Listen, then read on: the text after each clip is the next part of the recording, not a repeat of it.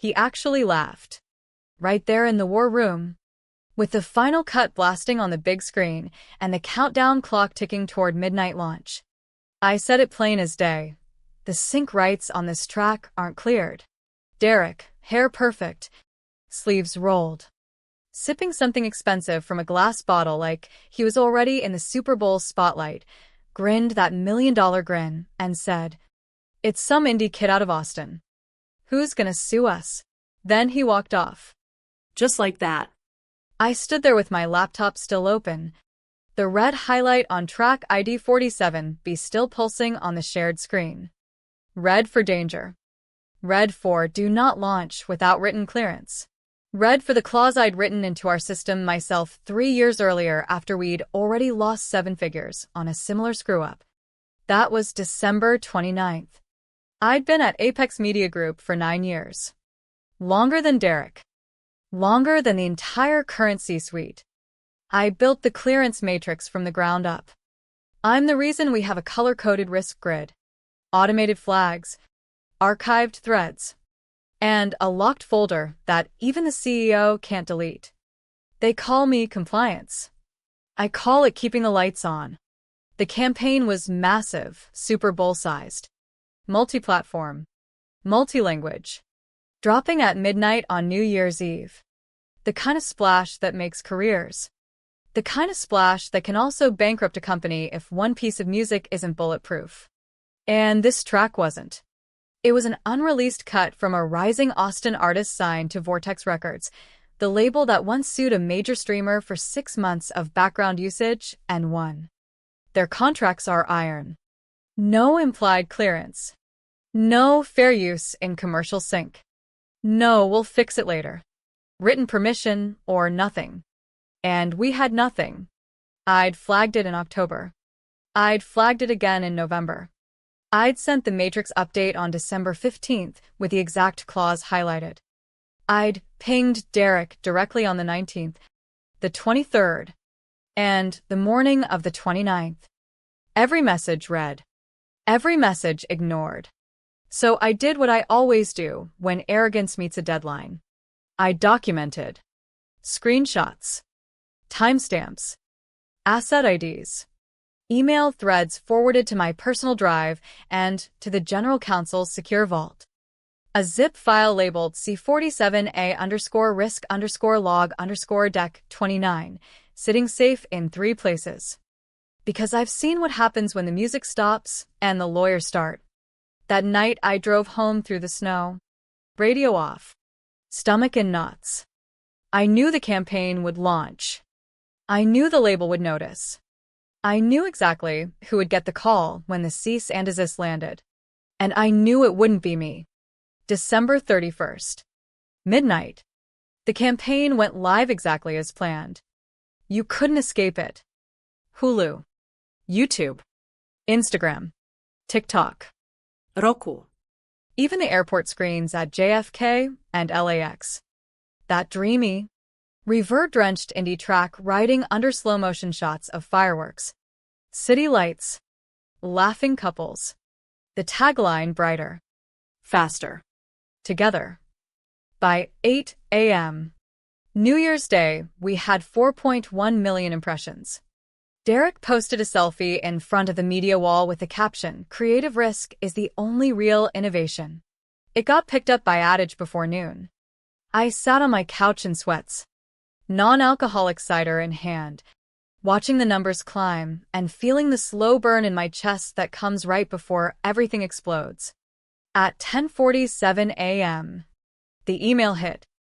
Subject: Unauthorized sync use, track Ember, ISRC. US, VRX, 24-00147. From Legal at Vortex Records. 1 page. Timestamps of every second the song appeared in our ad. Exact clause 19B cited, the one that triggers a flat $6.5 million penalty for any commercial use of unreleased material without written sync license. No negotiation language. Just the number. And the sentence. We are initiating formal claim unless immediate remedial action is taken. I read it twice. Then I opened my archive folder and added the email as vortex_notice_Jan1 PDF. The Slack channels were still exploding with champagne emojis. I didn't say a word. January 2nd, 7:11 a.m. The cease and desist arrived, 11 pages this time. Every platform, every impression, every dollar spent on media by listed like a crime scene report. By 8:05 a.m., our in-house counsel looped me in with a single line. Any insight? I replied with the entire December folder. No commentary. Just facts. The videos came down by end of day. No announcement. Just silent removal. The media partners were notified. The spend was paused. The celebration died in real time. Derek's Slack status went to away. His Instagram stories disappeared. And the panic began. They booked conference room 6C for what was supposed to be a quick alignment. It lasted 6 hours. Legal on one side of the table, marketing on the other. Me against the wall with my laptop. Stale bagels. Too much coffee. Voices getting louder. Then quieter. Then louder again. Fair use, someone tried.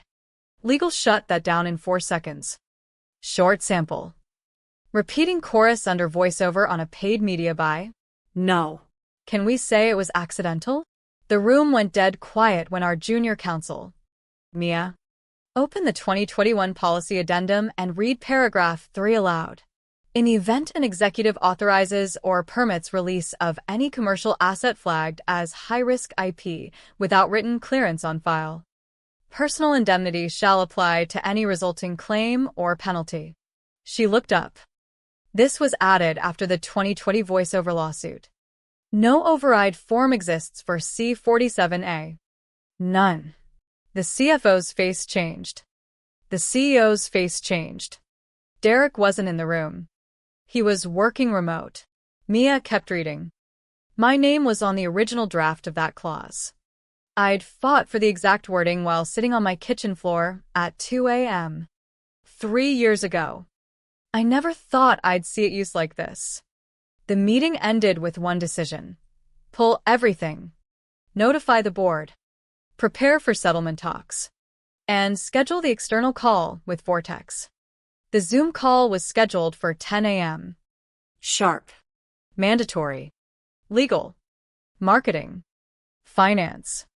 Executive leadership. And Vortex's counsel, 2 attorneys and the label's head of licensing. All calm. All prepared. Derek joined late from his home office. Hair still perfect. Smiles still there. But the eyes were different. Vortex didn't waste time. They opened with the damages breakdown. $6.5 million flat penalty plus mechanicals plus performance royalties based on 41 million impressions plus legal fees. They played the ad with timestamps overlaid. They read Clause 19B verbatim. Then our lead counsel, Diane, opened a second document.